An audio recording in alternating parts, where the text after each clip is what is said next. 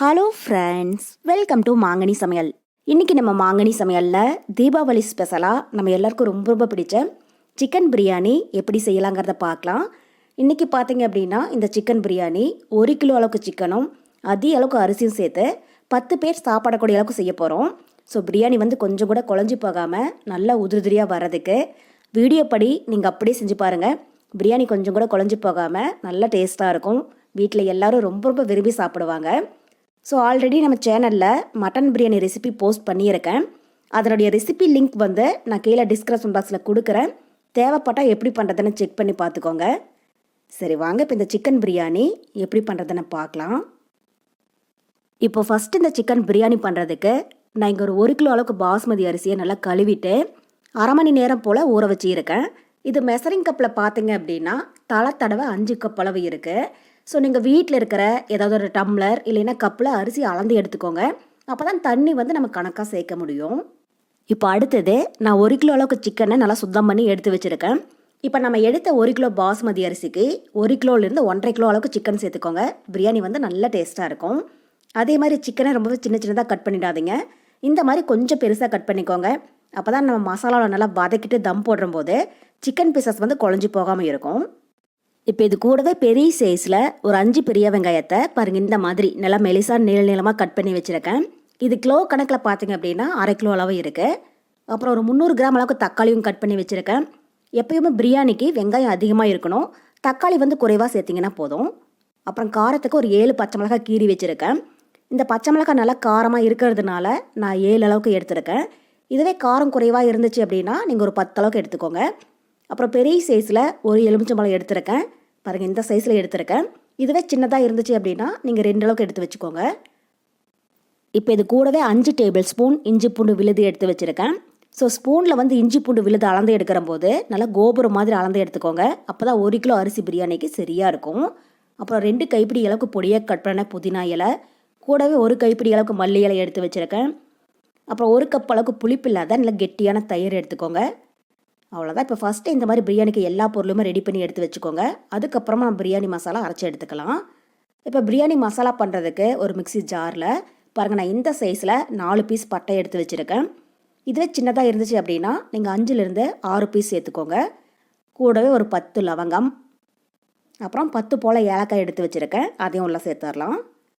சேர்த்துட்டு இப்போ இது கூடவே 1 டேபிள் ஸ்பூன் சோம்பு சேர்த்துக்கோங்க. அப்புறம் பெரிய சைஸில் ஒரு அன்னாசிப்பூ, சின்னதாக இருந்துச்சு அப்படின்னா நீங்கள் 2 அளவுக்கு சேர்த்துக்கோங்க. கூடவே கொஞ்சமாக கல்பாசி, அப்புறம் 2 பிரியாணி இலை, இதெல்லாம் சேர்த்துட்டு இப்போ இந்த மசாலா பொருளையெல்லாம் ரொம்பவே நைஸாக இல்லாமல் கொஞ்சம் கொரகொரப்பாக இருக்கிற மாதிரி அரைச்சி எடுத்துக்கோங்க. இப்போ அதை அரைச்சிட்டு வந்துடலாம். பாருங்கள் இப்போ பிரியாணி மசாலா ரெடி ஆகிடுச்சு. ரொம்பவே நைஸாக அரைச்சிடக்கூடாது. இந்த அளவுக்கு கொஞ்சம் கொரகொரப்பாக அரைச்சிங்கன்னா போதும். அப்போ தான் பிரியாணிக்கு நல்ல ஒரு டேஸ்ட்டு கிடைக்கும். இப்போ இது அப்படியே ஒரு ஓரமாக இருக்கட்டும். அடுத்தது நம்ம பிரியாணி ரெடி பண்ண ஆரம்பிச்சிடலாம். இப்போ இந்த பிரியாணி பண்ணுறதுக்கு நல்ல ஒரு அடிகனமான பிரியாணி பாத்திரத்தில் 1/4 லிட்டர் அளவுக்கு கடலெண்ணெய் சேர்த்துக்கோங்க.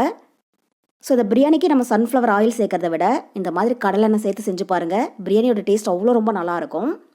இப்போ இது கூடவே 100 ml அளவுக்கு நெய்யும் சேர்த்துடலாம்.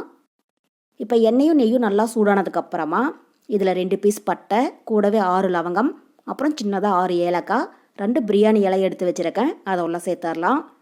இப்போ இது மீடியம் ஹீட்டில் லைட்டாக கலர் மாறினதும் இதில் நம்ம கட் பண்ணி வச்சுருக்கிற பெரிய வெங்காயத்தை உள்ளே சேர்த்துடலாம். சேர்த்துட்டு இப்போ இந்த வெங்காயம் நல்லா பொன்னிறமாகிற வரைக்கும் வதக்கிடுங்க. ஸ்டவ் மீடியம் ஹீட்லேயே வச்சு வதக்குங்க.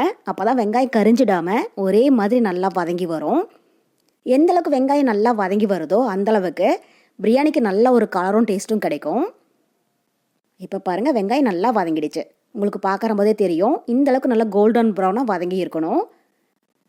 இப்போ இந்த மாதிரி நல்லா வதங்கி வந்ததுக்கப்புறமா இதில் நம்ம கீறி வச்சுருக்கிற பச்சை மிளகாயை உள்ள சேர்த்துடலாம். கூடவே எடுத்து வச்சுருக்கிற இஞ்சி பூண்டு விழுது அதையும் சேர்த்துட்டு இப்போ இந்த இஞ்சி பூண்டுடைய பச்சை வாசனை போகிற வரைக்கும் இதை நல்லா வதக்கிடலாம். இப்போ இந்த இஞ்சி பூண்டை வதக்கிற போது லைட்டாக அடிப்பிடிக்கிற மாதிரி இருந்துச்சு அப்படின்னா கொஞ்சமாக தண்ணி தெளித்து வதக்கினீங்க அப்படின்னா அடிப்பிடிக்காது, ஒரே மாதிரி நல்லா வதங்கி வரும். பாருங்கள் இப்போ இஞ்சி பூண்டுடைய பச்சை வாசனை போக நல்லா வதங்கிடுச்சு. இப்போ இதில் நம்ம கட் பண்ணி வச்சுருக்கிற தக்காளியை உள்ளே சேர்த்துடலாம். கூடவே வெங்காயம் தக்காளி வதங்குறதுக்கு கொஞ்சமாக உப்பும் சேர்த்துட்டு தக்காளி நல்லா சாஃப்ட் ஆகிற அளவுக்கு வதக்கிடுங்க. இப்போ தக்காளி நல்லா குழைவாக வதங்கிடுச்சு பாருங்கள். இந்த மாதிரி நல்லா வதங்கி எண்ணெய் பிரிஞ்சு வந்ததுக்கப்புறமா இதில் நம்ம சுத்தம் பண்ணி வச்சுக்கிற சிக்கனை உள்ளே சேர்த்துடலாம். ஸோ நீங்கள் ஒவ்வொரு பொருள் சேர்க்குற போதும் இந்த மாதிரி நல்லா வதங்கி எண்ணெய் பிரிஞ்சு வந்துடணும். அப்போ தான் பிரியாணி வந்து நல்லா டேஸ்ட்டாக இருக்கும். அதே மாதிரி நம்ம காலையில் செஞ்சோம் அப்படின்னாலும் நைட் வரைக்குமே கெட்டு போகாது, ரொம்பவே நல்லாயிருக்கும். இப்போ சிக்கனை உள்ளே சேர்த்துட்டு இதை ஒரு 5 நிமிஷத்துக்கு நல்லா வதக்கிடுங்க. சிக்கன் நல்லா வதங்கி அதுலேருந்து எண்ணெய் பிரிஞ்சு வர வரைக்கும். இப்போ பாருங்கள், சிக்கன் வந்து நல்லா வதங்கிடுச்சு, உங்களுக்கு பார்க்கும்போது தெரியும். இப்போ இதில் நம்ம காரத்துக்கு ஒரு 1.5 டேபிள் ஸ்பூன் அளவுக்கு தனி மிளகாய் தூள் சேர்த்துடலாம். ஆல்ரெடி நம்ம 7 பச்சை மிளகாய் சேர்த்துருக்கோம். அதனால் மிளகாத்தூள் நீங்கள் உங்கள் காரத்துக்கு தகுந்த மாதிரி கூட்டி குறைச்சி சேர்த்துக்கோங்க. கூடவே நம்ம ஃப்ரெஷ்ஷாக அரைச்சி வச்சுருக்கிற பிரியாணி மசாலா பொடி ஒரு 1.5 டேபிள் ஸ்பூன் அளவுக்கு சேர்த்துடலாம். கொஞ்சமாக பிரியாணி மசாலா மீதம் இருக்குது. இது நம்ம வேறு எப்போயாவது பிரியாணி பண்ணும்போது யூஸ் பண்ணிக்கலாம், ஒரு ஓரமாக இருக்கட்டும்.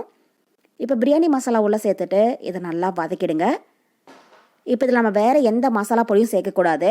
மிளகாய்த்தூள் அப்புறம் நம்ம அரைச்சி வச்சுருக்கிற பிரியாணி மசாலா பொடி இதை மட்டும் சேர்த்தோம்னாலே போதும். பிரியாணி வந்து அவ்வளோ நல்லா ருசியாக இருக்கும். இப்போ பார்த்தீங்கன்னா ஒரு 5 நிமிஷம் போல் சிக்கன் வந்து மசாலாவிலேயே நல்லா வதங்கி வந்திருக்கு. இப்போ இதில் நம்ம கட் பண்ணி வச்சுக்கிற புதினா மல்லியை ஒரு 3/4 வாசி அளவுக்கு உள்ளே சேர்த்துடலாம். கூடவே நம்ம எடுத்து வச்சுருக்கிற தயிர் அதையும் சேர்த்துட்டு இப்போ அதை நல்லா கலந்து விடுங்க. தயிர் சேர்த்ததுக்கப்புறம் இதை கைவிடாமல் நல்லா கலந்து விட்டுட்டே இருங்க. அப்போ தான் அது திரிஞ்சு போன மாதிரி ஆகாமல் நல்லா கிரேவி மாதிரி வரும். இப்போ மசாலா பொருள் எல்லாமே நல்லா வதங்கி பாருங்கள், நல்ல ஒரு கிரேவி பதத்தில் வந்திருக்கு. இப்போ இந்த அளவுக்கு நல்லா வதங்கி வந்ததுக்கப்புறமா இதில் நம்ம பிரியாணிக்கு தேவையான அளவு தண்ணி சேர்த்துடலாம். நான் இங்கே ஒரு 7.5 கப் அளவுக்கு தண்ணி சேர்க்குறேன்.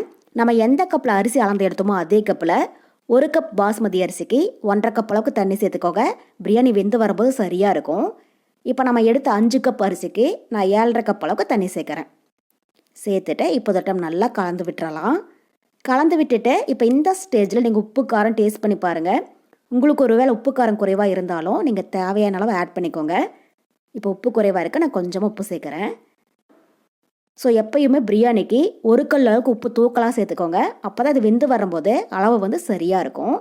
ஏன்னா நம்ம பிரியாணி ரெடியானதுக்கப்புறம் உப்பு சேர்க்க முடியாது. அவ்வளோதான். இப்போ இந்த தண்ணி ஒரு 5 நிமிஷத்துக்கு நல்லா கொதிக்கட்டும். தண்ணி கொதி வந்ததுக்கப்புறமா நம்ம அரிசியை உள்ளே சேர்த்துடலாம். பாருங்கள், இப்போ தண்ணி நல்லா கொதிக்க ஆரம்பிச்சிடுச்சு. இந்த மாதிரி நல்லா தளன்னு கொதி வந்ததுக்கப்புறமா இதில் நம்ம ஊற வச்சு எடுத்துருக்கிற பாஸ்மதி அரிசியை தண்ணியெல்லாம் வடிச்சிட்டு உள்ளே சேர்த்துடலாம். இப்போ அரிசியை உள்ளே சேர்த்துட்டு அது உடஞ்சிடாமல் இதை லைட்டாக கலந்து விடுங்க. இப்போ இது மீடியம் ஹீட்டில் ஒரு 5 நிமிஷத்துக்கு நல்லா வேகட்டும். 5 நிமிஷத்துக்கு அப்புறமா எப்படி இருக்குன்னு பார்க்கலாம். மூடி போட்டு மூட வேண்டாம், ஓப்பன்லேயே இருக்கட்டும். இப்போ ஒரு 5 நிமிஷம் போல் பிரியாணி நல்லா வெந்து வந்திருக்கு. இப்போ இதில் கடைசியாக நம்ம எடுத்து வச்சுருக்கிற லெமன் ஜூஸை உள்ளே சேர்த்துடலாம். சேர்த்துட்டு இப்போ ஒரு டைம் லைட்டாக கலந்து விடுங்க. பாருங்கள், இப்போ அரிசியும் சிக்கன் பீசஸும் ஒரு 3/4 வாசி நல்லா வெந்துடுச்சு. அதே மாதிரி தண்ணியும் ஓரளவுக்கு நல்லா வத்திருக்கு.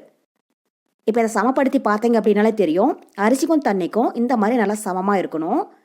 இப்போ இந்த ஸ்டேஜில் நம்ம பிரியாணியை தம் போட்டோம் அப்படின்னா பிரியாணி வந்து கொஞ்சம் கூட குழஞ்சி போகாமல் கரெக்டாக வெந்து வரும். அவ்வளோதான்.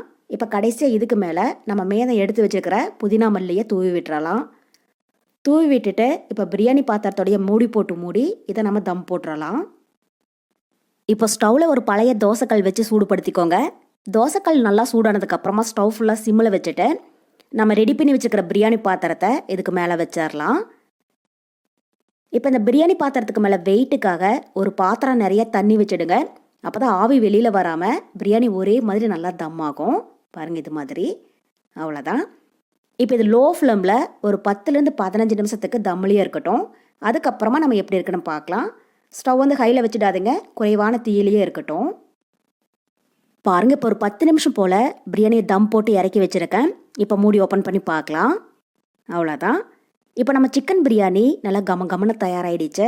இப்போ சாதம் உடஞ்சிடாமல் இதை ஒரு டைம் லைட்டாக கலந்து விட்டுறலாம். நீங்களே பாருங்கள், பிரியாணி கொஞ்சம் கூட குழையவே இல்லை. ஒன்றோட ஒன்று ஒட்டாமல் நல்லா உதிரியாக வந்திருக்கு. அதே மாதிரி கொஞ்சம் கூட அடிப்பிடிக்கவே இல்லை. சிக்கன் பீசஸும் நல்லா சாஃப்டாக வெந்துடுச்சு. கரெக்டாக நான் சொன்ன இதே அளவுகளில் இதே மெத்தடில் செஞ்சு பாருங்கள். பிரியாணி கொஞ்சம் கூட குழஞ்சி போகாமல் இதே அளவுக்கு பர்ஃபெக்டாக வரும். டேஸ்ட்டும் ரொம்பவே அட்டகாசமாக இருக்கும். அவ்வளோதான். இப்போ நம்ம சிக்கன் பிரியாணி ரொம்ப ரொம்ப சூப்பராக தயாராகிடுச்சு. ஸோ கண்டிப்பாக நீங்களும் இதே மெத்தடில் வீட்டில் செஞ்சு பாருங்கள். வீட்டில் எல்லோரும் ரொம்ப ரொம்ப விரும்பி சாப்பிடுவாங்க. செஞ்சு பார்த்துட்டு டேஸ்ட்டு எப்படி இருந்துச்சுன்னு மறக்காமல் கமெண்ட் பாக்ஸில் சொல்லுங்கள். ஸோ என்னுடைய இந்த ரெசிபி வீடியோ உங்களுக்கு பிடிச்சிருந்தா லைக் பண்ணுங்கள். உங்கள் ஃப்ரெண்ட்ஸ் அண்ட் ரிலேட்டிவ்ஸ் கூட நிறைய ஷேர் பண்ணுங்கள். மறக்காமல் மாங்கனி சமையலுக்கு சப்ஸ்கிரைப் பண்ணுங்கள். நன்றி.